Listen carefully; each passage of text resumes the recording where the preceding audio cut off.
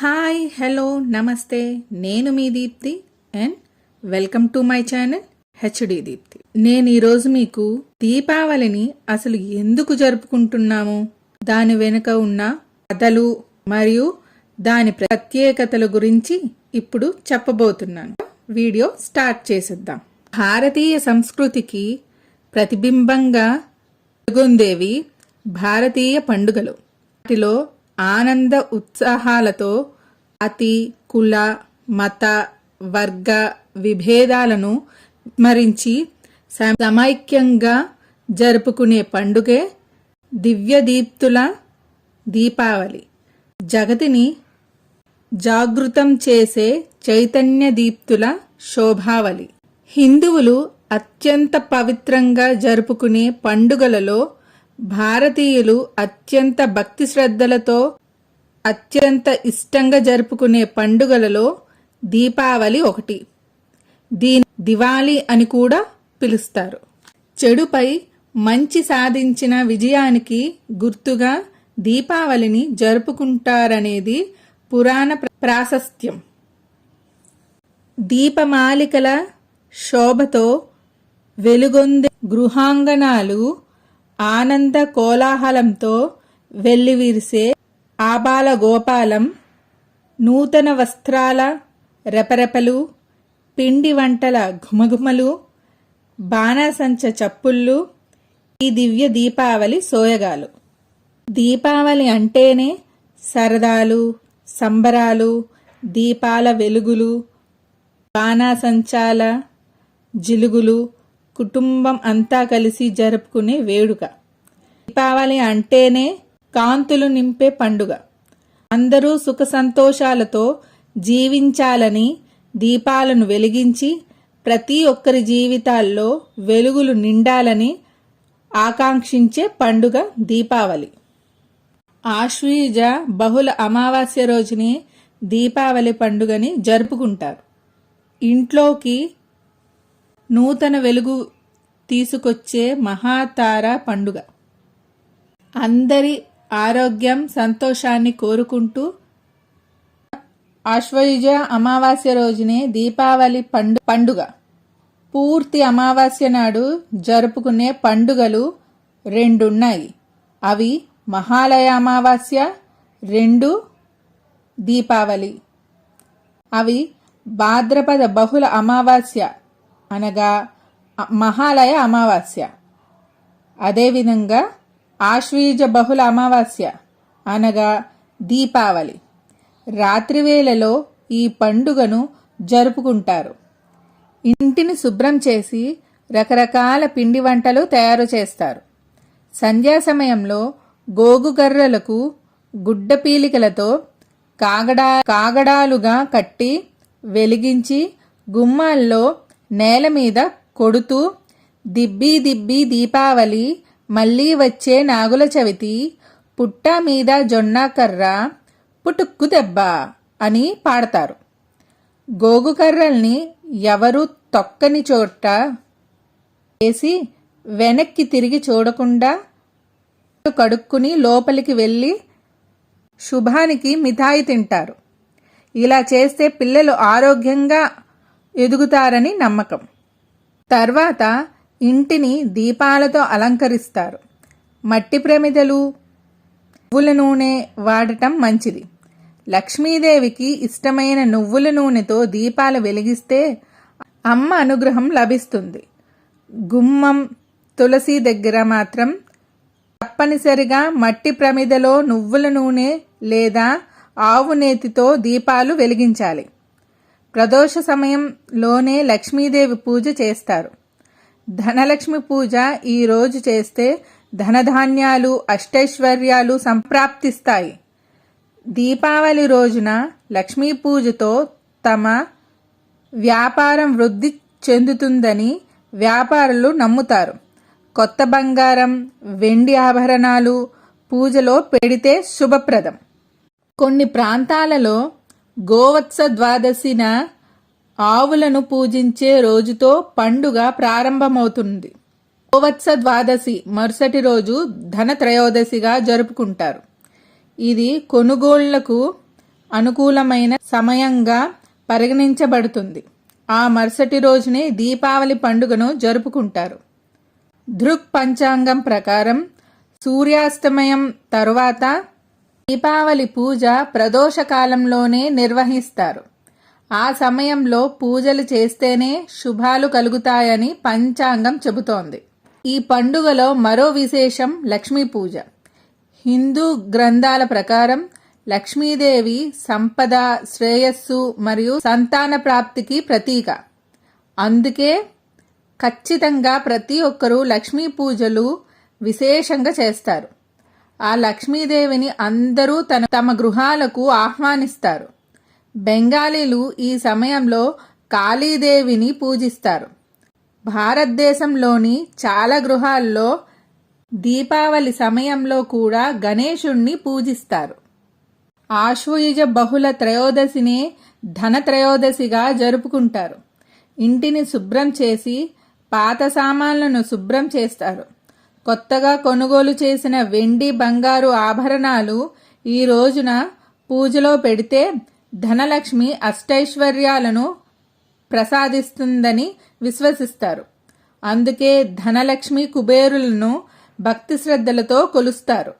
బంగారం, వెండి కాకుండా ధనత్రయోదశి రోజు ఏ వస్తువు కొనుగోలు చేసినా శుభం జరుగుతుందంటారు. అమృతం కోసం దేవతలు క్షీరసాగరాన్ని మదించినప్పుడు ధనత్రయోదశి రోజునే లక్ష్మీదేవి ఉద్భవించినట్లు పురాణాలు పేర్కొంటున్నాయి. అందుకే ఈ రోజున తనను పూజించిన వారికి లక్ష్మీదేవి అనుగ్రహిస్తుంది. ఏ వస్తువు ఇంటికి తెచ్చినా అది అమృత భాండం అవుతుంది. ఆరోగ్యానికి, ఔషధాలకి అధిపతి అయిన ధన్వంతరి జయంతి కూడా ఈరోజే. ఆరోగ్యమే మహాభాగ్యం. అలాంటి మహాభాగ్యానికి అవసరమైన ఔషధకర్త ధన్వంతరి. ఆయన కూడా క్షీరసాగర మదనంలో లక్ష్మీదేవి, కామధేనువు, కల్పవృక్షం, ఐరావతం లాంటి దివ్య శక్తులతో పాటు ధన్వంతరి ఆవిర్భవించాడు. ఒక చేతిలో అమృత భాండం, మరొక చేతిలో ఆయుర్వేద గ్రంథంతో పాల సముద్రం నుంచి తరలి వచ్చాడు. అందుకే ఆరోగ్యం కోసం, అనారోగ్యాల నుంచి శీఘ్ర ఉపశమనం కలగడానికి ఈరోజు ధన్వంతరిని కూడా పూజిస్తారు. ధన్వంతరి కూడా శ్రీమన్నారాయణి అంశ అని ఆయన్ను పూజిస్తే లక్ష్మీదేవి సంతోషించి అనుగ్రహిస్తుందని అంటారు. అందుకే ఆయుర్వేద వైద్యుడు చికిత్స ప్రారంభించేటప్పుడు ధన్వంతరిని స్మరించుకుంటారు.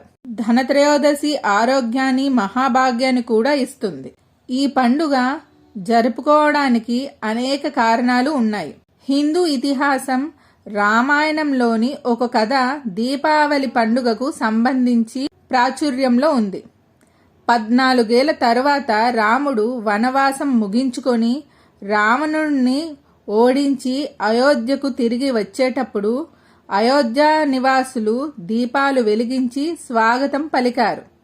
అయోధ్య దేదీప్యమానంగా వెలిగిపోయి శ్రీరామచంద్రుడు అయోధ్యకు తిరిగి రావడం శ్రేయస్సు, ఆనందాన్ని సూచిస్తుందని, అందుకే ఆ రోజును దీపావళిగా అయోధ్యవాసులు జరుపుకోగా అప్పటి నుండి ఈ పండుగ జరుపుకోవడం ఆనవాయితీగా మారింది అని ఓ పురాణ కథ ప్రాచుర్యంలో ఉంది. దీపావళి పండుగకు సంబంధించి మరో కథ కూడా ప్రాచుర్యంలో ఉంది. ఆశ్వయుజ బహుళ చతుర్దశి నాడు సత్యభామ నరకాసురుని సంహరిస్తుంది. నరకాసురుల సంహారంతో బహుళ చతుర్దశిన నరక చతుర్దశిగా ప్రసిద్ధి పొందింది. కృతయుగంలో హిరణ్యాక్షుణ్ణి వధించిన వరాహస్వామికి, భూదేవికి అసుర సంధ్యా సమయంలో పుట్టిన నరకు తన చావు తల్లి చేతిలో పొందాలని వరం కోరుకుంటాడు.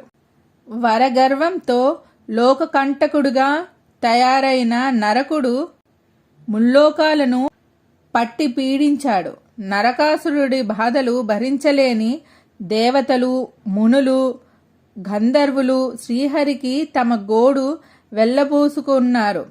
వారి మొర ఆలకించిన శ్రీ మహావిష్ణువు ద్వాపరయుగంలో శ్రీకృష్ణుడిగా అవతరించి అదేవిధంగా భూదేవి ద్వాపరయుగంలో సత్యభామగా అవతరించింది.